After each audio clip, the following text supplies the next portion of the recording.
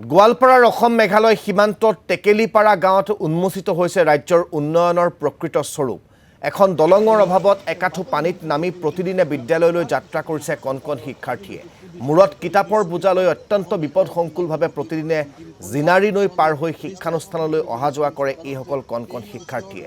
বিভাগীয় কৰ্তৃপক্ষক বহুবাৰ আবেদন নিবেদন জনায়ো কোনো সুফল লাভ নকৰিলে ৰাইজে। এই দৃশ্য দেখাৰ পাছত উন্নয়নৰ ঢাক ঢোল বজোৱা চৰকাৰে কি ব্যৱস্থা গ্ৰহণ কৰে সেয়া হ'ব লক্ষণীয়। এই সন্দৰ্ভত আমাক সবিশেষ জনাব বিশ্বজিৎ দাসে। হয়, নিশ্চয়কৈ ক'ব লাগিব যে এখন দলঙৰ অভাৱত এতিয়া যমযন্ত্ৰণা ভুগিবলগীয়া হৈছে অসম মেঘালয় সীমান্তৰ টেকেলিপাৰা গাঁওবাসী। ভিডিঅ' জাৰ্নেলিষ্টে দেখুৱাব চাওক কেনেদৰে ছাত্ৰ ছাত্ৰীসকলে অহা যোৱা কৰিবলগীয়া হৈছে। তেওঁলোকে বিপদসংকুলভাৱে তেওঁলোকে এনেদৰে অহা যোৱা কৰিব লাগে। তেওঁলোকে বিদ্যালয়লৈ যাব লাগে কাৰণ চাইছে যে তেওঁলোকৰ মূৰত যি স্কুল বেগখন লৈ হেনে তেওঁলোকে পানীৰ মাজেৰে তেওঁলোকে আহিব লগা হৈছে। ছাত্ৰ ছাত্ৰীসকলে ক'ব লাগিব এক বিপদসংকুল যাত্ৰা ক'ব লাগিব। এখন দলং, কাৰণ এইটো হ'ল গোৱালপাৰা পশ্চিম বিধানসভা সমষ্টিৰ অন্তৰ্গত টেকেলিপাৰা দেখা হৈছে। এখন দলঙৰ অভাৱত এনেদৰে যমযন্ত্ৰণা ভুগিব লগা হৈছে কণ কণ ছাত্ৰ ছাত্ৰীসকলে। বিপদসংকুলভাৱে তেওঁলোকে এনেদৰে আহিব লগা হৈছে, তেওঁলোকে বিদ্যালয়লৈ যাব লগা হৈছে। আৰু কিছুদিন পূৰ্বতে ক'ব লাগিব এটা মৃতদেহ এনেদৰে কান্ধত লৈ গৈছিলে এইখন নৈৰে। আৰু এইখন হ'ল জিনাৰী নৈ, আৰু জিনাৰী নৈত এখন দলঙৰ অভাৱ। প্ৰত্যেকৰে দাবী এখন দলং লাগে তেওঁলোকে, আৰু দলংখন হ'লে তেওঁলোকৰ এই সমস্যা সমাধান হ'ব। মই কথা পাতিব যত্ন কৰিম। কি নাম তোমাৰ? নমস্কাৰ, মোৰ নাম শ্ৰী অজিত ৰাভা। কি লাগে তোমাক? আমাক দলং লাগে। দলং লাগে, কি ক'বা?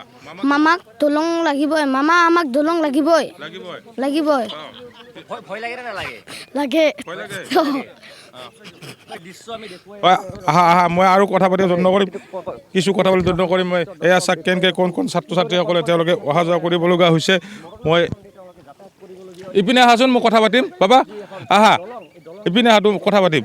কি নাম তোমাৰ? ৰাভা। এনেকৈ আহা, ভয় নালাগে? লাগে। ভয় লাগে। মামাক কি ক'বা? মামা আমাক দলং লাগে। আমাক দলং দিলে ভাল হ'ব, স্কুললৈ আহিবা। আমাক অসুবিধা হয় পানী খাবলৈ। গামোচা পিন্ধি আহিছা নেকি? এইবাৰ পেণ্ট পিন্ধিবা আৰু হয়, সদায় এনেকৈ গামোচা পিন্ধি পাৰ হোৱা হয় নেকি? আমাক অসুবিধা হয় স্কুললৈ যাবলৈ। পানী ডাঙৰ হ'লে আহিব নোৱাৰোঁ। পানী অসুবিধা হয় আমাক স্কুললৈ আহিবলৈ। পানী ডাঙৰ হ'লে স্কুল ক্ষতি হয়, আমাৰো অসুবিধা হয়। নিশ্চয়কৈ চাওক, গামোচা পিন্ধি ছাত্ৰসকলে আহিব লগা হৈছে, কাৰণ গামোচাখন তিতি গৈছে। তাৰপিছত ইপাৰ হৈ তেওঁলোকে স্কুলত যি পেণ্ট পিন্ধি পাৰ হয়। এনে ভিডিঅ' জাৰ্নেলিষ্টে দেখুৱাব চাওক কেনেদৰে ছাত্ৰ ছাত্ৰীসকলে এনেদৰে অহা যোৱা কৰিব লগা হৈছে। মই পাৰিলে সেই দৃশ্যসমূহ প্ৰতিদিনে দৰ্শকক দেখুৱাই আছে কি কণ কণ ছাত্ৰ ছাত্ৰীসকলে কেনেদৰে আহি আছে। কি নাম তোমাৰ?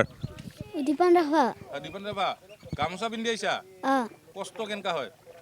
কষ্ট হৈ যায় আহাতে? কি ক'বা মামাক? কি ক'বা? মামা আমাক দলং লাগে। দলং লাগে? হয়। নহ'লে পানী বেছি হ'লে স্কুল আহিব নোৱাৰা? হয়, নিশ্চয়কৈ যেতিয়া পানী বাঢ়ি যায় এই জিনাৰী নৈত, তেতিয়াহ'লে তেওঁলোকৰ স্কুলত আহিব নোৱাৰে, তেওঁলোকে স্কুল ক্ষতি হয় সেয়া কৈছে। আৰু প্ৰত্যেকৰে কণ কণ ছাত্ৰ ছাত্ৰীসকলৰ এটাই কথা যে মামাক তেওঁলোকৰ দলং লাগে। মই আৰু কথা পাতিব যত্ন কৰিম। আহা, ইপিনে আহা।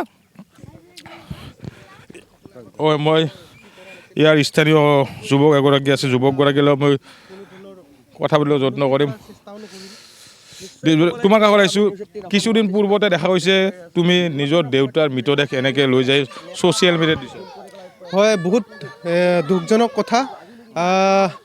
বহুত বেয়া দিনত মই ভিডিঅ'খন কৰিব লগা হৈছিল, কাৰণ মই বিচাৰোঁ যে আমাৰ গাঁওখনত আৰু এনেকুৱা কোনো পিতৃ কোনো পুত্ৰৰ অৱস্থা নহয় যাতে চৰকাৰৰ চকুত পৰে। সেইবাবে মই দুখৰ দিনত হ'লেও ভিডিঅ'খন মই বনাবলৈ সাজু হৈছিলোঁ, বনাবলগীয়া হৈছিলে।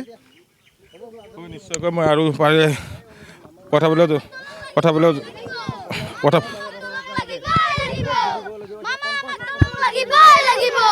মামা আমাক দলং লাগিব। মামা আপুনি আমাক দলং দিয়ক, আৰু আপুনি যদি আমাক দলং দিয়ে তোমাক বহুত আশীৰ্বাদ দিম আমি। মামা আমাক দলং লাগিব। মামা আমাক দলং লাগিব। ছাত্ৰ ছাত্ৰীসকলৰ এটাই কথা তেওঁলোকে ডক্টৰ হিমন্ত বিশ্ব শৰ্মাক এটাই তেওঁলোকে আহ্বান জনাইছে যে এখন ইয়াত দলং দিয়কসকলে কেনেদৰে কোন ছাত্ৰ ছাত্ৰীসকলে আহিব লগা হৈছে তেওঁলোকে গামোচা পিন্ধি আহিব লগা হৈছে এনেদৰে তেওঁলোকে চিনাৰী নৈ পাৰ হ'ব লগা হৈছে বিদ্যালয়লৈ যাবৰ কাৰণে কি কষ্টকৰ জীৱন আচলতে বিপদসংকুলভাৱে তেওঁলোকে আৰু যেতিয়া এই চিনাৰী নৈৰ পানী বাঢ়ে তেওঁলোকৰ স্কুল ক্ষতি হয় স্কুললৈ আহিব নোৱাৰে সকলোৰে ইয়াৰ স্থানীয় ৰাইজৰ কোন ছাত্ৰ ছাত্ৰীসকলৰ এটাই দাবী মুখ্যমন্ত্ৰী ডক্টৰ হিমন্ত বিশ্ব শৰ্মাই তেওঁলোকক অতি সোনকালে এখন দলং দিয়াৰ ব্যৱস্থা কৰা আৰু দলঙত হ'লে তেওঁলোকে বহুতো সুবিধা হ'ব তেওঁলোকে ক'ব লাগিব ইয়াত বিদ্যালয় আৰু যি গোৱালপাৰা চহৰলৈ যাব লাগে চিকিৎসালয়লৈ যাবৰ বাবে ৰোগীসকলে এনেদৰে আহিব লগা হয় এনেদৰে চিনাৰী নৈ পাৰ হ'ব লগা হয় কাৰণ ইয়াত এখন দলঙৰ অভাৱ আৰু দলংখন হ'লে সকলো সুবিধা হ'ব ক'ব লাগিব কিছুদিন পূৰ্বতে এটা আমি বাতৰি পৰিৱেশন কৰিছিলোঁ যে এটা মৃতদেহ তেওঁলোকে কান্ধত এনেদৰে পাৰ কৰিব লগা হৈছিল ইয়াত এম্বুলেঞ্চখন ৰখিছিল এম্বুলেঞ্চ ৰখি তেওঁলোকৰ এই ঘৰত মৃতদেহটো লৈ যাব নোৱাৰে তেওঁলোকে সেইকাৰণে তেওঁলোকে ইয়াত মৃতদেহটো কান্ধত লৈ যাব লগা আৰু পানী যেতিয়া বাঢ়ে কিছুমানে কলৰ ভূ দি তেওঁলোকে যাতায়াত কৰিব লগা হৈছে ধন্যবাদ জ্ঞাপন কৰিছোঁ আপোনাক এই মুহূৰ্তত বিশ্বজিৎ দাস।